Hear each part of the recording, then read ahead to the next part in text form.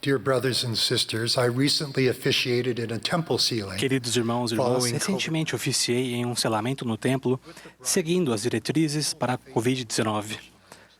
Acompanhados da noiva e do noivo, ambos dignos ex-missionários, estavam seus pais e todos os seus irmãos.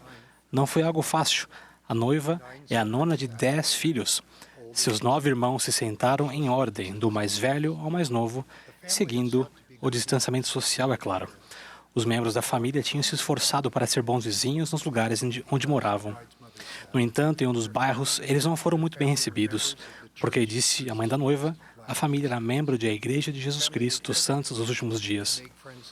A família fez de tudo para fazer amizade na escola, contribuir e ser aceita, mas não teve êxito.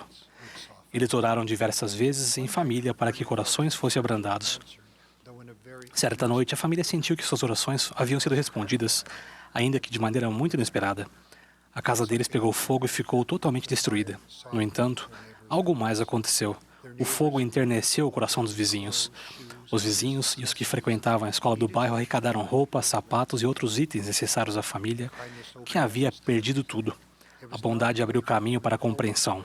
Não foi da maneira que a família esperava ou imaginava que suas orações seriam respondidas. Entretanto, expressaram gratidão pelo que aprenderam, com as experiências difíceis e as respostas inesperadas às suas orações fervorosas. Na verdade, para aqueles que têm um coração cheio de fé e olhos para ver, as ternas misericórdias do Senhor se manifestam em meio às dificuldades da vida. As dificuldades do sacrifício enfrentadas com fé trazem bênçãos dos céus. Nessa mortalidade, podemos perder algumas coisas ou esperar por elas durante algum tempo, mas no fim encontraremos aquilo que é mais importante. Essa é a promessa que Ele nos fez. Nossa proclamação do bicentenário de 2020 começa com uma promessa profundamente inclusiva de que Deus ama seus filhos de todas as nações do mundo.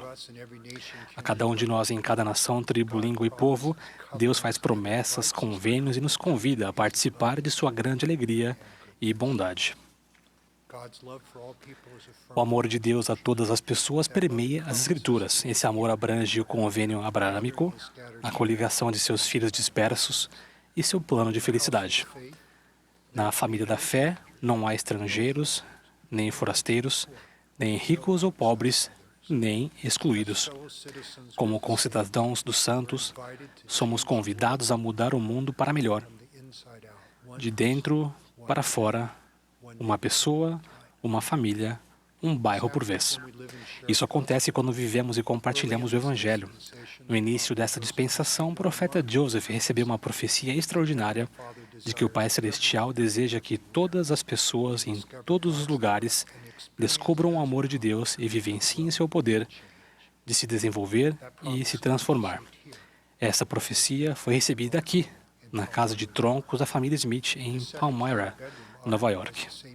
Esse quarto, que fica no segundo andar, ocupa os mesmos cerca de 50 metros quadrados de espaço físico onde Moroni, como um glorioso mensageiro de Deus, apareceu ao jovem Joseph na noite de 21 de setembro de 1823. O profeta Joseph relatou: Moroni disse-me que Deus tinha uma obra a ser executada por mim e que meu nome seria considerado bom e mau entre todas as nações, tribos e línguas. Moroni disse-me que havia um livro escondido que continha a plenitude do Evangelho Eterno. Aqui fazemos uma pausa. Adoramos a Deus, o Pai Eterno, e a seu Filho, Jesus Cristo. Não ao profeta Joseph ou a qualquer outro homem ou mulher mortais. No entanto, pensem em como as profecias que Deus faz a seus servos são cumpridas.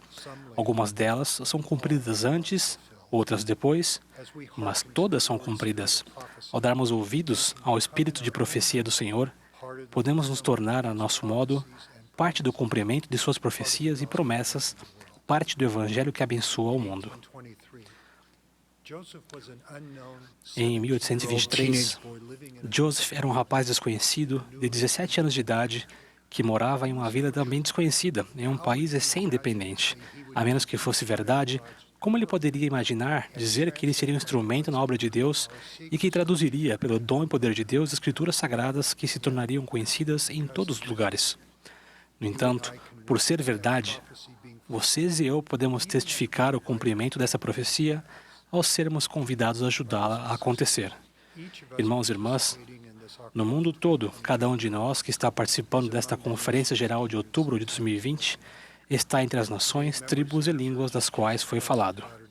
Hoje, os membros da Igreja de Jesus Cristo dos Santos dos Últimos Dias vivem em 196 nações e territórios com 3.446 estacas da Igreja em 90 deles. Estamos presentes em uma grande área geográfica e em locais em que a Igreja está fortemente estabelecida. Em 1823, quem teria imaginado que em 2020 haveria 3 países com mais de 1 milhão de membros da Igreja? Os Estados Unidos, o México e o Brasil. Ou 23 países, cada um com mais de 100 mil membros da Igreja. 3 na América do Norte, 14 na América Central e do Sul, 1 na Europa, 4 na Ásia e 1 na África.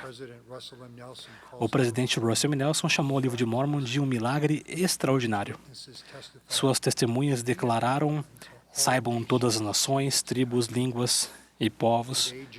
Hoje, a Conferência Geral está disponível em 100 idiomas. O presidente Nelson já testificou de Jesus Cristo e de seu Evangelho restaurado em 138 países.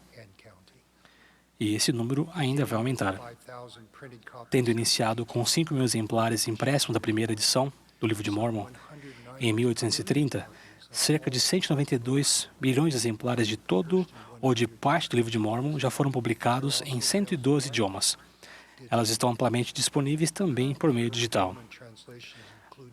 As traduções do Livro de Mórmon atualmente estão disponíveis em mais de 23 idiomas do mundo falados por 50 milhões de pessoas ou mais, coletivamente o idioma nativo de cerca de 4,1 bilhões de pessoas. Por meio de coisas pequenas e simples, às quais cada um de nós está convidado a participar, as grandes se realizam.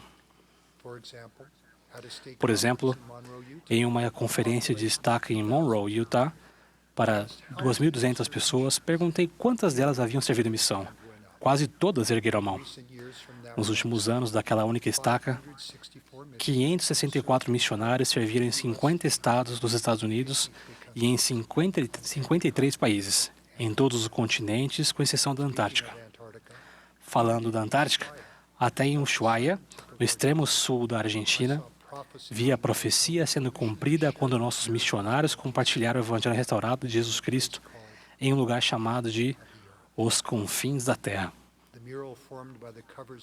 O mural formado com a capa de nossos 4 volumes do livro Santos representa uma tapeçaria global dos frutos do Evangelho vivo chegando a santos fiéis em todos os lugares. A história da Igreja está ancorada no testemunho vívido e na jornada do Evangelho de cada membro. Inclusive de Mary Whitmer, a irmã fiel a quem Moroni mostrou as placas do Livro de Mórmon.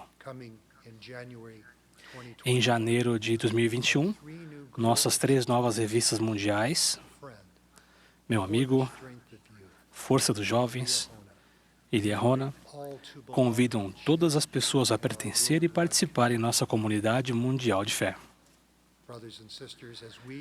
Irmãos e irmãs, à medida que nossa fé no Pai Celestial e em Jesus Cristo aumenta, vivemos as verdades do Evangelho restaurado e recebemos os convênios sagrados, estudamos, ponderamos e compartilhamos a restauração contínua, participamos do cumprimento da profecia. Estamos mudando a nós mesmos e ao mundo de acordo com o padrão do Evangelho que abençoa vidas em todos os lugares. Uma irmã africana disse: o serviço de meu marido no sacerdócio o torna mais paciente e bondoso. E eu estou me tornando uma esposa e uma mãe melhor. Um atualmente respeitado consultor de negócios na América Central disse que antes de descobrir o Evangelho restaurado de Deus, ele vivia sem rumo na rua. Agora, ele e a família encontraram identidade, propósito e força.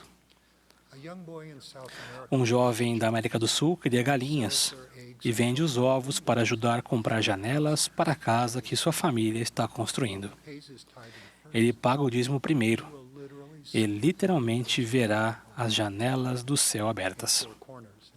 Em Four Corners, no sudeste dos Estados Unidos, uma família norte-americana nativa cultiva belos buquês de rosa que florescem no deserto, símbolo da fé no Evangelho e da autossuficiência.